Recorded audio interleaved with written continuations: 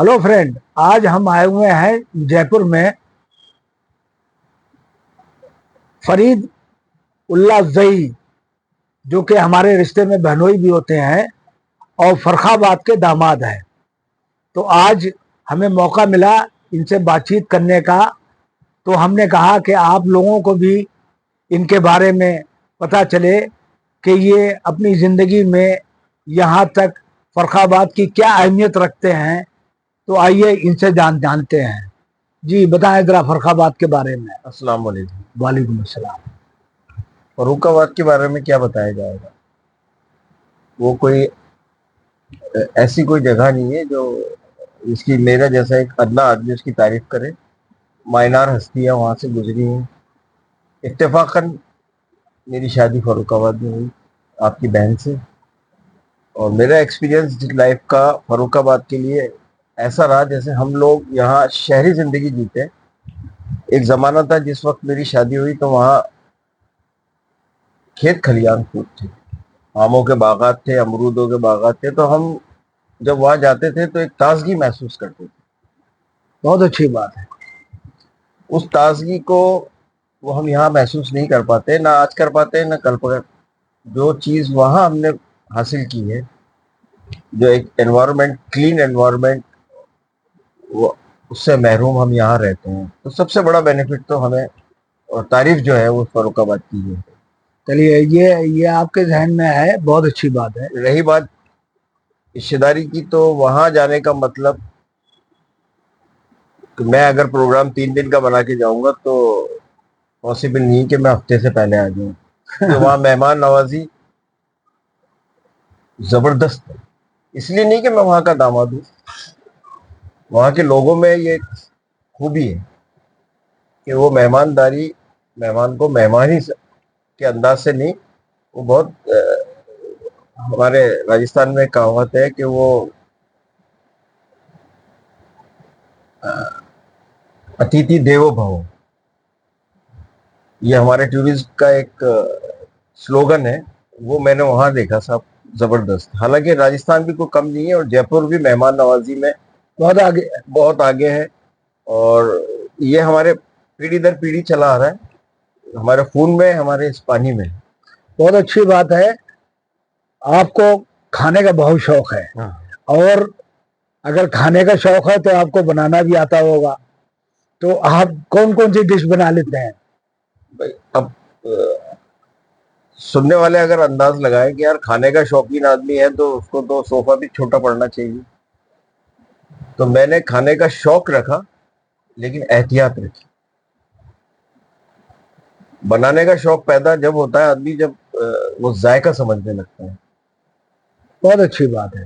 अब जायकों में मैं आज भी उन जायकों को चॉइस करता हूँ, और उन्हीं जायकों के ऊपर मेरा जो एक हॉबी है, कुकिंग हॉबी, वो सबसे बड़ी यही है कि रिवायती जो तरीके थे उसी पे कायम रहा जाए।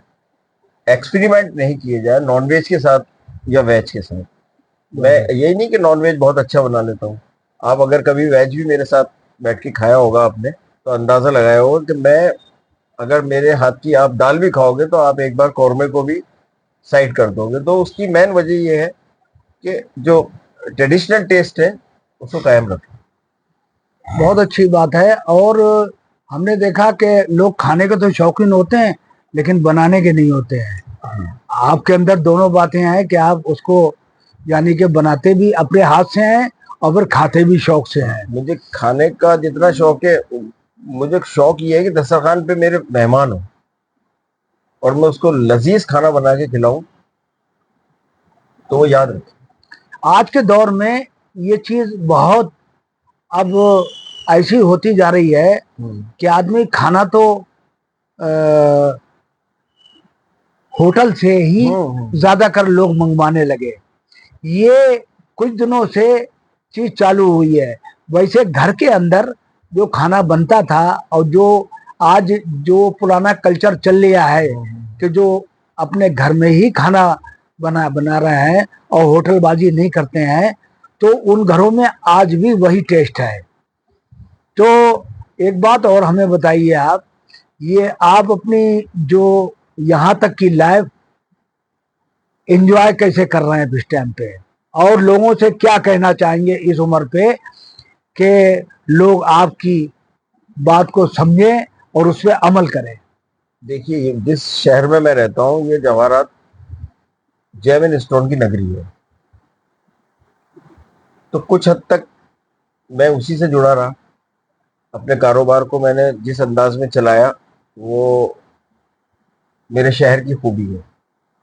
उसमें मैंने कोई चार चांद नहीं लगाए, मैं उसका एक अदना सा हिस्सा बना, जिससे मेरा जरिया माश बेहतरीन रहा। तरबियत औलाद की रखी, शादी ब्याह जो भी हुए उसमें अपनी रिवायत को भूला नहीं मैं, और ना औलाद को बहकने दिया। बहुत अच्छी बात है। और रही बात जर्नी की, तो इस उम्र में मैं क्या कैसे सरवाइव कर रहा हूँ, तो सबसे अच्छी है तरीका इस उम्र में जिंदगी जीने का, अपना कारोबार कीजिए उस हद तक जब तक आपकी कमर जवाब नहीं देती। ऊंचाई उतनी चढ़िए जितने आपके घुटने साथ दें। बहुत अच्छी बात है। और रही बात, सबसे अच्छा वक्त आप गुजारिए अपनी औलाद में, अपनी औलाद की औलाद में, परिवार के संग। सबसे बेहतरीन अगर कोई टॉनिक है इस उम्र में, तो वो आपके नाती पोते हैं। बहुत अच्छी बात है, बहुत अच्छी बात है। इधर उधर घूमने से सबसे अच्छी बात है कि जो भी वक्त मिले वो आप घर पे अपने परिवार में गुजारें। अपनी फैमिली के साथ में, और खानदान को जोड़े रखिए। उस खानदान को जोड़ने में एक सबसे बड़ी आपके पास में जो बेनिफिट आएगा वो ये आएगा कि आपके जो जितने भाई बंद हैं वो आपसे कनेक्ट रहेंगे, और गाए बगाए उन्हें दावतों पे ही बुलाओ। बहुत अच्छी बात है, ताकि जुड़ाव बना रहे। जुड़ाव बना रहे, तो वो मैं करता रहता हूँ। बहुत अच्छी बात है। और लोग इंतजार में रहते हैं कि कब फरीद भाई के यहाँ से या फरीद साहब के यहाँ से, भाई के यहाँ से, छोटे भाई बड़े हैं सब माशाल्लाह, खानदान में बड़ा ही मैं ही रह गया, तो वो इसी इंतजार में रहते हैं कि उनके दस्तरखान पे जाने का मौका कब मिलेगा। तो वो मैं अपनी खुशनसीबी समझता हूँ कि वो लोग मुझे, और फिर वो बैठ के मेरे से डिस्कशंस भी करते हैं, राय मशवरे भी लेते हैं, और इंशाल्लाह किसी को आज तक मेरी राय में किसी को रॉन्ग साइड नहीं गया हूँ। बहुत अच्छी बात है। ये थे हमारे भनोई साहब, फरीदुल्लाह ज़ई साहब, जिन्होंने अपनी ज़िंदगी के बारे में बहुत कुछ बताया, खाने के बारे में भी बताया, और अपनी लाइफ कैसे एंजॉय करी जाए उसके लिए भी बताया। इसी के साथ मैं अपना वीडियो समाप्त करता हूँ। जय हिंद, जय भारत।